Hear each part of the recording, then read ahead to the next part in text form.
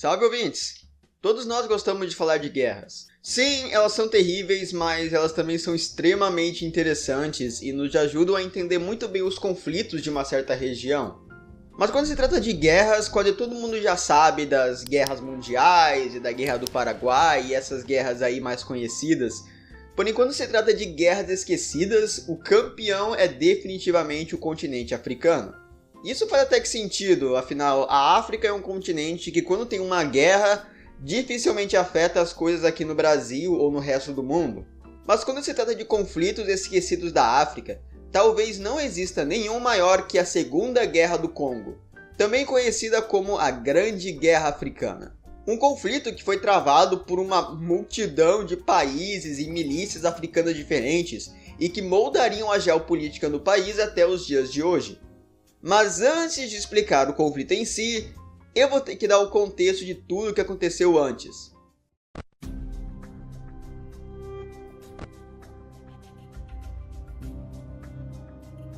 Era uma vez o Estado Livre do Congo, um território que não era um estado, pois era uma propriedade do rei da Bélgica, não era livre, pois era uma colônia da Bélgica, e não era o Congo, pois não cobria toda a bacia do Congo. A vida de um africano nessa colônia belga não era muito boa. Eu não vou entrar em detalhes aqui, mas eram coisas tão cabulantes que fazem você ficar de mãos para cima. Haha, entendeu? Mãos para cima. Depois da Segunda Guerra Mundial, nós tivemos a descolonização da África, e a Bélgica relutantemente iria conceder independência ao Congo. A primeira crise do Congo aconteceria com o próprio nome do país, pois eles escolheram o nome de República do Congo, mas acontece que já existia um país chamado República do Congo, que era uma ex-colônia inglesa. Então, como nenhum dos dois queriam mudar de nome, as pessoas começaram a se referir aos Congos como Congo-Brazzaville e Congo-Leopoldville, por causa das capitais dos respectivos países. O Congo que a gente está falando aqui nesse vídeo é o Congo-Leopoldville. O Congo seria governado pelo presidente Joseph Kasavubu e pelo primeiro-ministro Patrice Lumumba. E logo o país entraria em uma crise com a Bélgica por causa da perseguição de colonos belgas no país, com os belgas acusando o governo congolês de perseguir as minorias brancas do país, e inclusive colocou paraquedistas no Congo para lidar com a situação, o que fez os paraquedistas belgas entrarem em conflito com o exército congolês, deixando alguns mortos em uma breve batalha que aconteceu. Mas as coisas só ficariam piores, pois logo depois dessa crise acabar, nós tivemos a independência das duas regiões mais ao sul do país, a Katanga e o Katai do Sul, duas regiões que se declararam independentes do governo central de Leopoldville. E não por coincidência, já que essas regiões eram justamente aquelas que eram mais ricas em recursos minerais, tanto que elas eram financiadas por corporações de extração da Bélgica. E boa parte do exército desses separatistas era formado por mercenários. Para lidar com os separatistas, o governo congolês decidiu pedir ajuda da ONU, que recusou. Depois eles pediram ajuda dos Estados Unidos, que também recusou. Então eles decidiram pedir apoio da União Soviética, que aceitou e deu a eles o apoio militar, logístico, financeiro e tudo que eles poderiam querer. Porém, isso acabou meio que irritando os Estados Unidos. E eles acreditavam que uma revolução cubana no Congo seria inevitável. Com o apoio soviético, os congoleses iriam iniciar uma ofensiva contra o Katai do Sul, que seria um sucesso militar, mas seria um fracasso humanitário, já que várias minorias e civis foram enfim.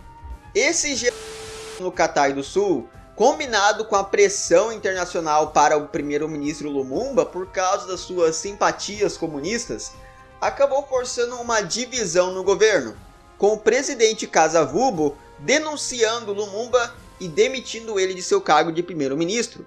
Porém, acontece que o parlamento recusou essa demissão e Lumumba também iria recusar, obviamente, iniciando uma crise constitucional. Uma crise constitucional que só acabou quando Kasavubu pediu ajuda do coronel Mobutu Sese Seko, que colocou Lumumba em prisão domiciliar. Porém, os seguidores de Lumumba não iriam desistir, e eles formaram um governo rebelde no leste do país. O resultado dessa crise foi a completa fragmentarização do Estado congolês, com o governo central controlando apenas alguns estados no oeste do país, o governo rebelde controlando todo o leste do país e o sul do país sendo dominado pelos separatistas e mercenários da Bélgica. Eventualmente, o Katai do Sul e o governo rebelde seriam derrotados pelo exército congolês, enquanto a Katanga foi derrubada pelos capacetes azuis da ONU.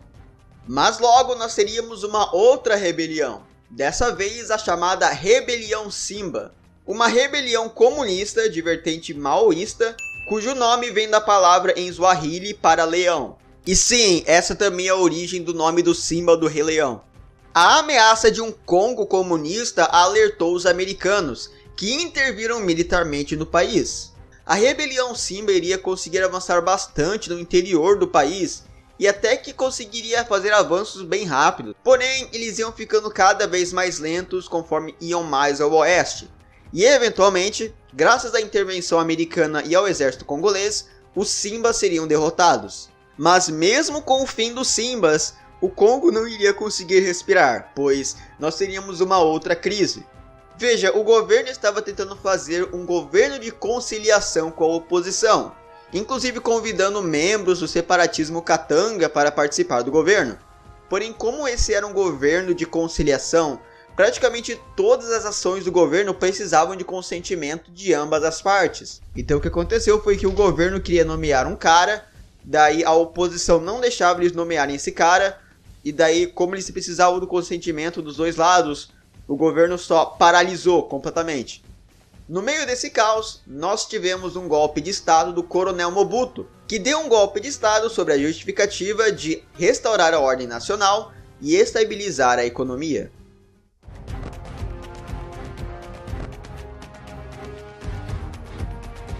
O governo de Mobutu seria marcado pela política de africanização, que foi uma tentativa do governo de acabar com influências europeias no Congo. Então, basicamente, eles renomearam várias cidades para nomes africanos, por exemplo, renomeando o nome da capital de Leopoldville para Kinshasa. Mobutu não usaria ternos tradicionais, mas sim roupas tradicionais africanas. A bandeira do país seria mudada para essa daqui, e o nome do país seria mudado de República do Congo para República do Zaire. Mas seu governo também foi marcado por extremo autoritarismo e um culto de personalidade, com ele, por exemplo, aprovando uma lei bem estranha que obrigava todos os canais de televisão do Congo, Zaire, a não se referirem a ninguém pelo nome além de Mobutu e também começarem todo o programa de televisão com uma imagem dele saindo do céu de helicóptero com uma música épica de fundo. O governo de Mobutu também foi marcado pela extrema pobreza e corrupção, com boa parte do dinheiro arrecadado pelo governo sendo usado para comprar regalias para a classe dominante, e boa parte da população vivia na miséria e naquilo que chamaríamos de economia informal, ou seja, uma empresa ou uma parte da economia que é completamente clandestina e não paga impostos, ou seja, basicamente o paraíso ANCAP. Embora o governo de Mobutu tenha sido estável em seus primeiros anos, lá pelos anos 90 as coisas mudariam com várias deserções do exército, com o próprio Mobutu dizendo que os seus soldados não precisavam de salários, pois eles já tinham fuzis. Essas deserções, assim como pressão externa e interna, iriam fazer com que Mobutu adotasse políticas mais democráticas. Mas essas políticas seriam muito mais estéticas do que qualquer coisa, já que nenhuma reforma significante iria ser aprovada.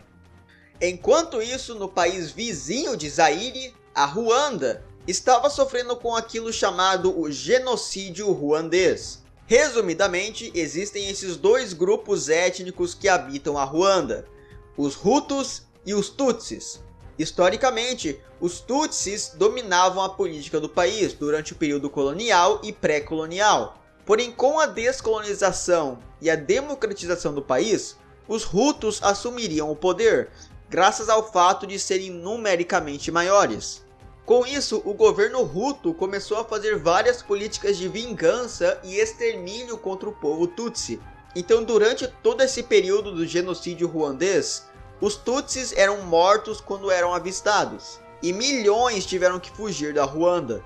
Essas tensões levaram à Guerra Civil Ruandesa, onde o governo central da Ruanda lutou contra uma milícia chamada Frente Patriótica Ruandesa.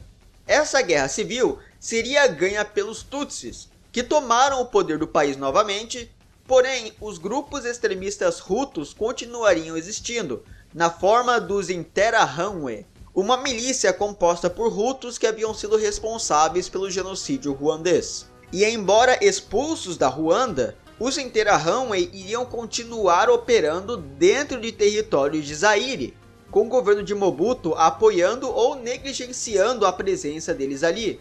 A resposta da Ruanda seria o apoio e a criação de milícias Tutsis dentro do território de Zaire para combater os Hutus. Porém, esse conflito iria escalar, e os ruandeses passariam a criar e apoiar um movimento chamado AFDL, ou Aliança de Forças Democráticas pela Libertação de Congo-Zaire. E eu devo enfatizar que o AFDL recebia pesado apoio da Ruanda, tanto que vários membros da milícia eram na verdade soldados da Ruanda em disfarce. Esse conflito iria escalar ainda mais e nós teríamos finalmente o começo da Primeira Guerra do Congo, que não iria envolver apenas Zaire e a Ruanda, mas também um monte de país que tinha interesse nesse conflito. No lado da Ruanda, nós tínhamos a própria Ruanda, que estava em Zaire para acabar com a influência de milícias Hutus no país. Nós tínhamos a FDL, que estava ali para derrubar o governo de Mobutu e assumir poder no país. A Uganda, que era aliada da Ruanda, já que o exército da Ruanda havia ajudado o atual governo da Uganda a assumir o poder. A Angola, os nossos irmãos lusófonos, que estavam se envolvendo na guerra, já que o governo de Mobutu estava ajudando um grupo chamado UNITA, que era um inimigo do governo angolano, apoiando eles com armas e apoio militar e essas coisas. Enquanto do lado de Zaire, nós temos o próprio governo de Zaire, que estava sendo invadido por um país 89 vezes menor que ele, os Interahamwe's, que obviamente eram contra o governo Tutsi da Ruanda, a União Nacional pela Independência Total da Angola, UNITA, que estava nesse conflito já que o governo de Mobutu estava apoiando eles nessa guerra civil da Angola, e também porque agora a Angola estava no conflito. E nós também tivemos vários grupos mercenários que estavam vindo do Sudão, do Chad e da Sérvia. E no meio de tudo isso nós tivemos os Mai Mai, um nome que se refere a milícias de comunidades locais, que algumas eram até que feitas para um serviço puramente defensivo, para defender suas comunidades, enquanto outros se aproveitavam do caos para saquear e roubar e atacar comunidades próximas. A guerra em si seria um completo rolo compressor a favor da FDL, que rapidamente tomou a maior parte do leste do país, enquanto o exército de Zaire não conseguiu conter esses avanços, ainda mais com a entrada da Angola na guerra. As ofensivas da FDL iriam resultar em Mobutu fugindo do país para o Marrocos, e assim acabaria a nação de Zaire, com a FDL marchando em Kinshasa, e assumiria o poder o presidente da FDL, um homem chamado Laurent Désiré Kabila, e assim terminaria a Primeira Guerra do Congo.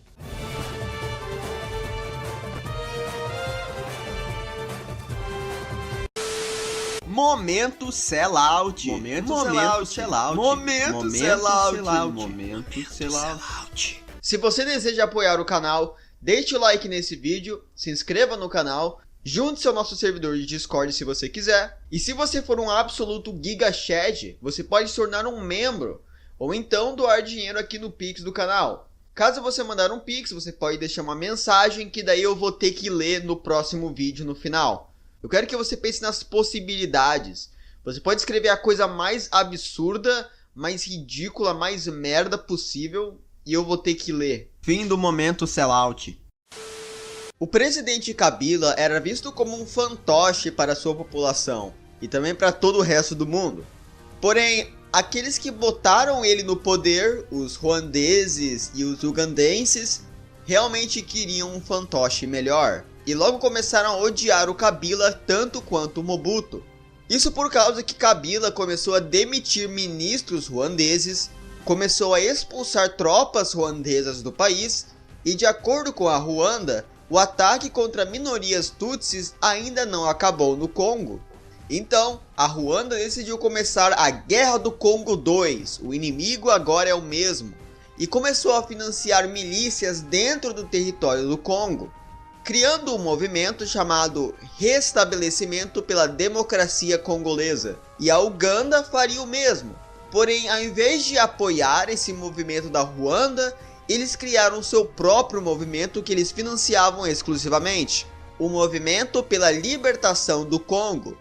Essas milícias iriam tomar controle do extremo leste do país, que eram as regiões ricas em recursos minerais, e também tomaram o extremo oeste do país, ameaçando tomar a capital de Kinshasa. Com isso, nós teríamos uma intervenção militar da Ruanda e da Uganda mais uma vez, e nós começaríamos a Segunda Guerra do Congo, que também seria chamada de a Grande Guerra Africana ou a Segunda Guerra Mundial Africana. Com o começo da guerra, o governo de Kabila começou a instigar violência contra as minorias tutsis do país, e inclusive recrutando milícias hutus para parar os ruandeses. Kabila também iria usar muito da diplomacia para tentar trazer nações ao seu lado, e realmente teria sucesso, com Zimbábue, Namíbia e Angola entrando na guerra ao lado do Congo, embora o apoio e a participação desses países na guerra tende a variar bastante. Além desses três países que deram apoio mais pesado, o Congo também recebeu ajuda do Chad, da Líbia e do Sudão.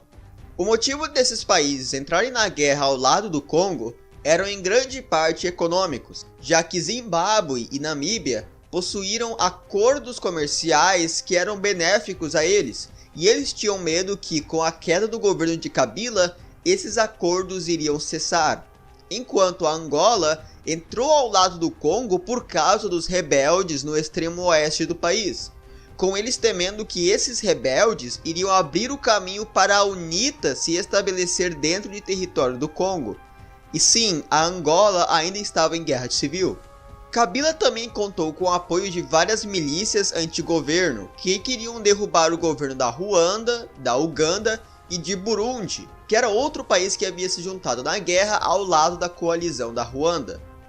No começo da guerra, os combates mais intensos aconteceram mais ao oeste do país, com a Angola e o Congo conseguindo derrotar os rebeldes no oeste do Congo, acabando com a possibilidade deles tomarem a capital.